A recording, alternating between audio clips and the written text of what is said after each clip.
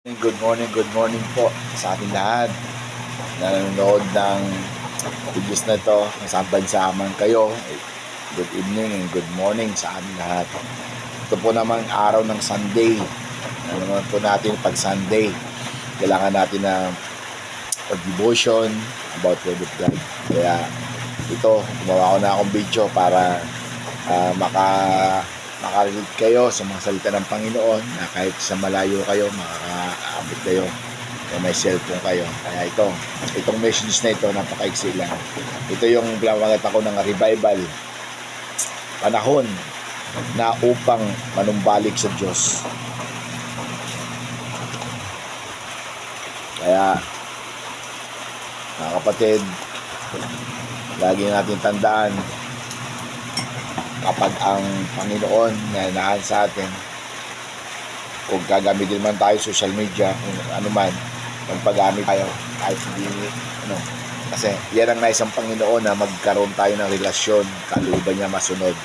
Dito kasi sabi nga sa talata ng 2 Chronicles 7, chapter 14, sabi doon, kung ang aking bayan na tinatawag sa aking pangalan ay magpapakumbaba, manalangin at hanapin ang aking mukha at talikuran ng kanilang masamang lakad, dinggin ko sila mula sa langit, papatawarin ko ang kanilang kasalanan at magagalingin ko ang kanilang lupain. Mga kapatid, ang revival ay hindi nagsisimula sa simbahan, sa musika o sa programa. Nagsimula ito sa puso ng tao na muli magugutom sa presensya ng Diyos. Marami ang dating masigasig sa pananalangin ngunit naging malamig. Marami ang dating tapat sa paglilingkod ngunit napagod at nagpaypay. Ngunit ngayon, tinatawag tayo ng Diyos na bumalik sa Kanya. Revival ay mangangailangan ng number 1, pagkukumbaba. Pagkakumbaba, kilalanin natin na ang kailangan natin ang Diyos. Hindi natin kayang magbuhay na matagumpay sa ating sariling lakas. Pangalawa, manalangin. Kapag nanalangin ang bayan ng Diyos, kumikilos ang langit at panalangin ang susi sa spiritual na paggising. At ang pangatlo, pagsisisi. Hindi maaaring magkaroon ng revival kung walang tunay na pagsisisi. Dapat natin talikuran ang kasalanan at bumalik sa kabanalan.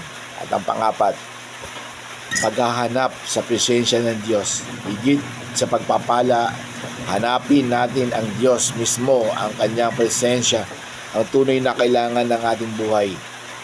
Mga kapatid, ngayon ang panahon na mapagpanibago. Huwag nating hayaan na lumamig ang ating pag-ibig sa Diyos. Muling sisilyan ng apoy ng panampalataya, muling mag-alab sa pagsamba, muling manimbalik sa anumang pag-ibig kay Kristo. Kaya kapatid, tandaan mo natin ang revival ay pagbabalik natin sa Panginoon. Kaya napakahalaga ang pagbabalik natin at pagsisi tayo sa ating mga kasalanan at patuloy tayo gumawa na mabuti, gumawa at sumunod sa kalooban ng Panginoon. Dili yung nais ng Panginoon na tayo magsisi. Repent tayo sa lahat ng ating mga kasalanan. Kaya kapatid, hindi pa huli. Kung nais natin maging masaya ang buhay natin, lumapit tayo sa Panginoon at huwag tayo matakot sa lahat ng hamon ng buhay. Dahil alam natin, wala tayong ibang sumbungan kundi ang Panginoon lang. Matitandaan mo ito yung pangwakas ko na salita. Ang tanong ay hindi kung nais ng Diyos na mapagpadala ng revival. Ang tanong ay handa ba tayo magpakumbaba, magsisi at bumalik sa Kanya? Manalangin tayo na ang apoy ng banal na Espiritu ay muling magliyab sa ating puso at sa ating simbahan. Panginoon, buhayin mong muli ang iyong bayan.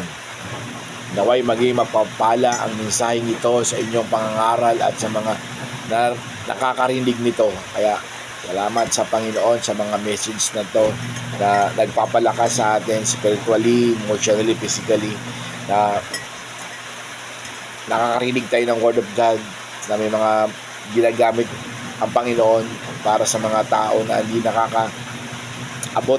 nakakarinig na salita ito sa social media.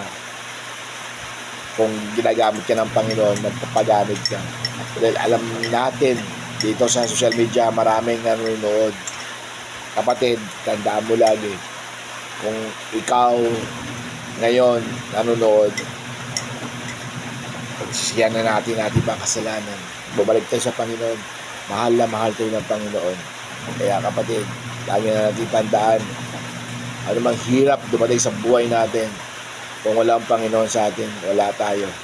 Makuntan mo man ang lahat sa buhay mo, pero wala ang Panginoon sa buhay mo, useless kapatid, meaningless ang lahat. Kaya magsisi tayo, bumalik tayo sa Panginoon. Dahil ang Panginoon lang ang kailangan natin. Ang Diyos ang itataas natin. Siya ang kailangan natin sa ating buhay. God bless you kapatid.